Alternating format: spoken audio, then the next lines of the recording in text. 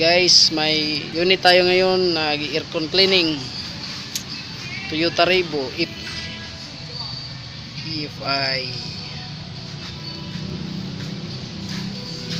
Up, dashboard. Grabe ang kanyang evaporator. Grabe. Pati yung blower. Ito ang dahilan pag walang cabin filter. Daming alikabok. Ano ba to?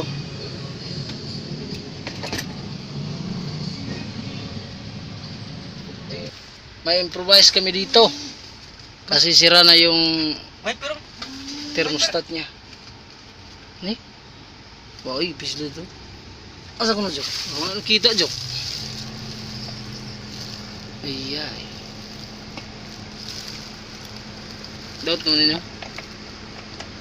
Kondim na lang. Putay-putay ba na? Kabantay ka to? Putay-putay? Nakagi naman kuha na suna. Kuhan ba? Kanang muon niya. Totoo patay. Una. Oh. Alright. Mana ni atong finished product. Amazing. Nagpag siya. Nagpag.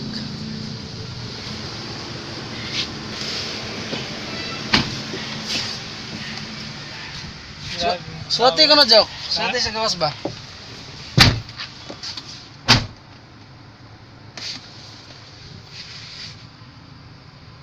GMC Works. Yeah.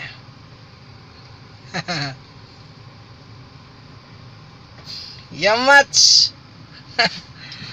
Okay.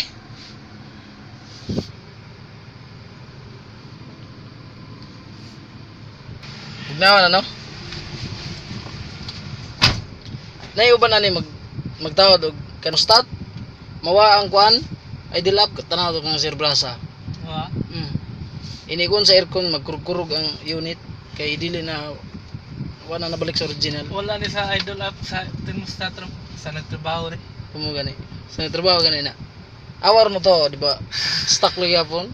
Sa Depende sa pagtrabaho. sa trabaho gani. Limpyo dapat limpyo gid. Oh. Dili bisag kuan ra gid kanang ibalik gid siya sa iyang function ba. Kaya inig trip niya mo down man sad ang kuan ang iyang minor. Oh. Pila na siya mga bagsak lang gisig minor no. Bagsakan. Pero inani naman yung stock. Ini kon sa aircon sakam ni. Yung print sudo. Dire. Tara, oh. 1000 RPM. Mao na. Oh, normal yaman gini. Ang uban ana di na oy inikon sa aircon, mo drop na. Kurkurog na yung unit. Okay. Oh, ayos.